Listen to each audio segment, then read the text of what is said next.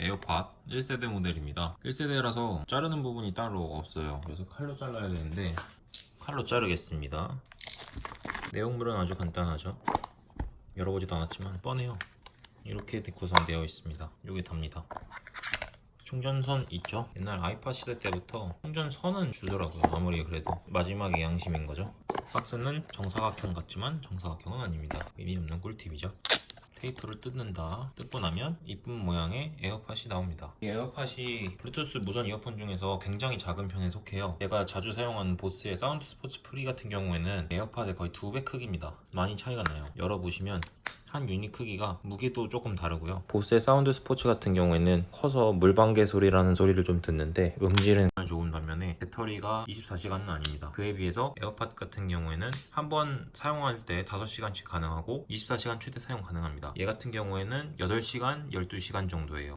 대신 음질은 저는 솔직히 얘가 훨씬 좋다 생각해요. 가격은 둘이 비슷합니다. 기껏해야 만원, 2만원 차이였는데 얘는 그대로인 상태라서 한 3, 4만원 정도 차이 나게 됐어요. 에어팟 같은 경우에는 이어팟에 이렇게 솜을 끼워서 사용하면은 베이스가 조금 더 강해지고 귀 안에 모양이 조금 다른 사람 같은 경우에는 이게 살짝씩 빠져서 흘러내리는 게 좀 성가시는 경우가 있거든요. 그런 걸 방지해 주는데 이어팟처럼 이렇게 솜을 끼우면은 충전 유닛 단자에 들어가지가 않습니다. 닫히지가 않아요. 그래서 강제적으로 사용할 수 없게 되어 있습니다. 정말 간단하게 설치가 끝났어요. 애플 기기간의 동기화 기능은 넘버원입니다. 한 손에 이렇게 쥐어지는 크기가 실물에서 차이가 있는 편입니다. 취향 저격이라는 게 이런 느낌인 것 같습니다. 대신 약간 흘러내려서 어디든가로 이렇게 쓱 빠지기 좋을 것 같은 그런 느낌도 없잖아 있습니다. 디자인은 뭐 깔 게 없죠? 완벽합니다.